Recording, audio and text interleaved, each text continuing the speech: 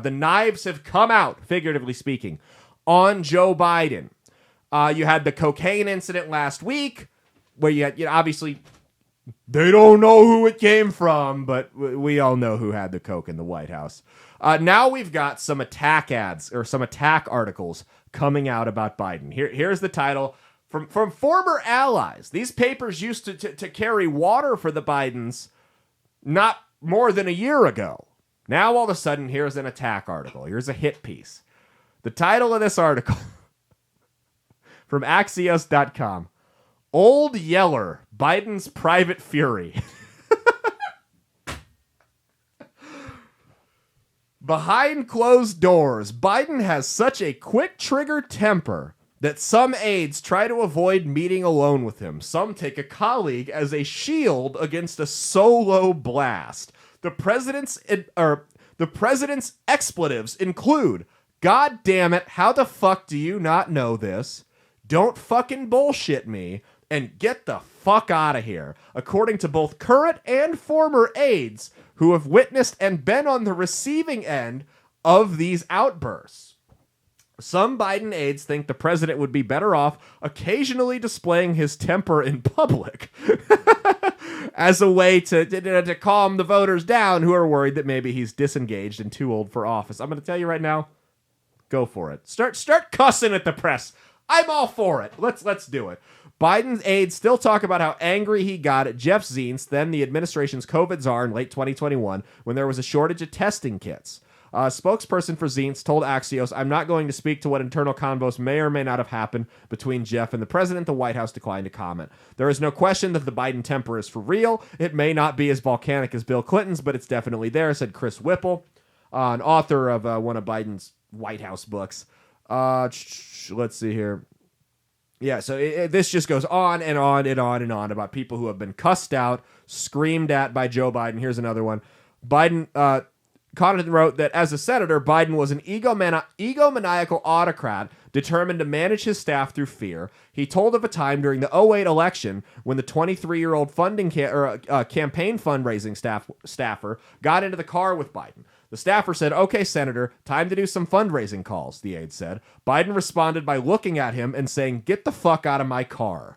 Connaughton told Axios that Biden hides his sharper edge to promote his folksy Uncle Joe image, which is why when flashes of anger break through, it seems so out of public character. I saw this coming. So this is like a legitimate thing with people who have dementia and Alzheimer's. This is a legitimate concern with them, is they do just have random, seemingly inappropriate bouts of anger. And we've seen this more and more, actually.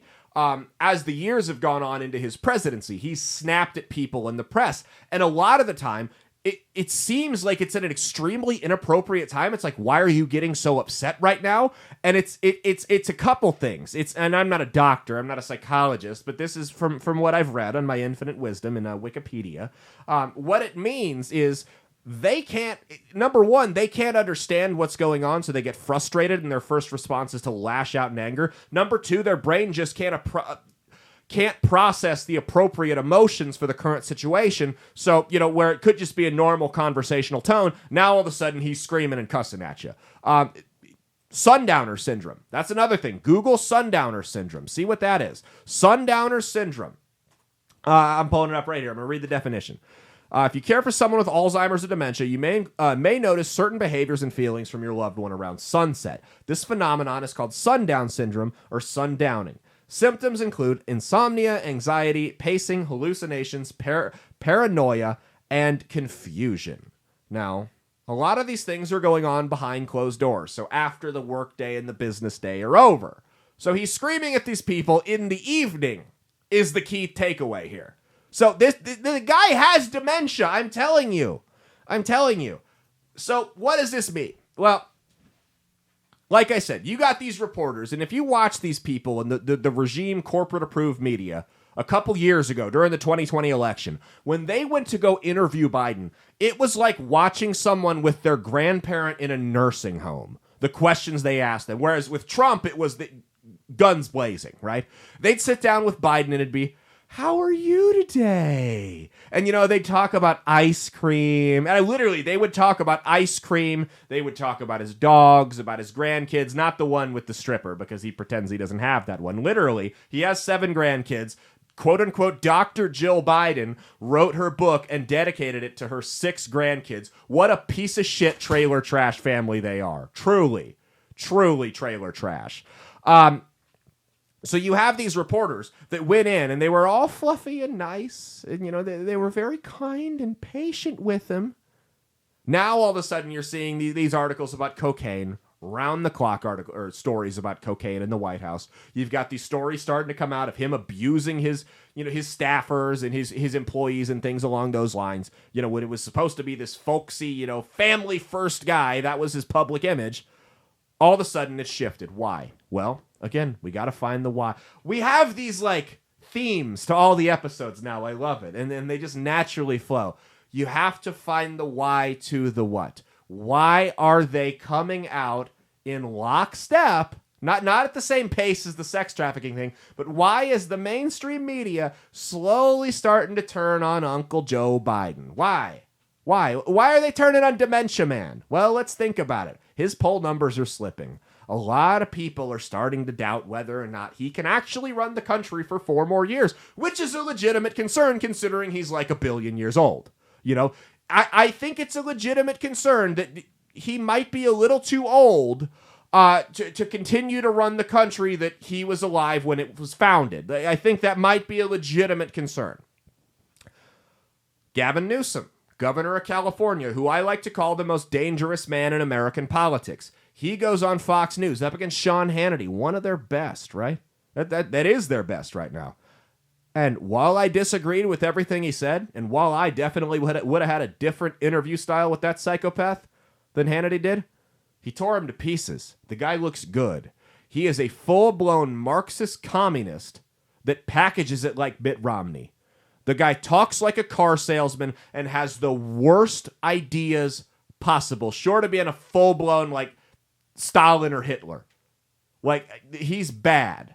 He is the most dangerous man in politics because I've said it for the longest time. It's not about what you're saying. It's about how you can relay the message. You can have the best ideas in the world, and if you can't get it out in an effective manner to your audience, it doesn't mean dick. Gavin Newsom, on the other hand, has some of the worst ideas in the world, and he is a great messenger. That's why he's the most dangerous man in American politics, because he can convince the average voter that we just talked about on the midweek check-in, whose big issue is, what's more offensive, mean tweets or war crimes? He can very easily sway that guy over if you get another stumbling Republican candidate in office, which we're going to talk about next. Nomination. So, and I'm not just being crazy here. Check out this video from the 2020 election with Joe Biden. He said this himself. He has spelled out himself what the game plan is for 2024. Go ahead and watch this video. Let me know what you think in the comments on Rumble. She and Kamala have become friends. Yeah. But all kidding aside, it's a matter of the thing. We are simpatico on our philosophy of government and simpatico on how we want to approach these issues that we're facing. And so I don't have... When we disagree, it'll be just like, so far, it's been just like when Barack and I did. It's in private. She'll say, I think we should do A, B, C, or D. And I'll say, I like A, don't like B and C. Mm-hmm. And let's go, okay. I told Barack, if I reach something where there's a fundamental disagreement we have based on a moral principle, I'll develop some disease and say I have to resign. If we reach some disagreement where there's a fundamental moral principle, I'll say I develop some disease and have to resign. He told you what the game plan was in the election. He's going to resign.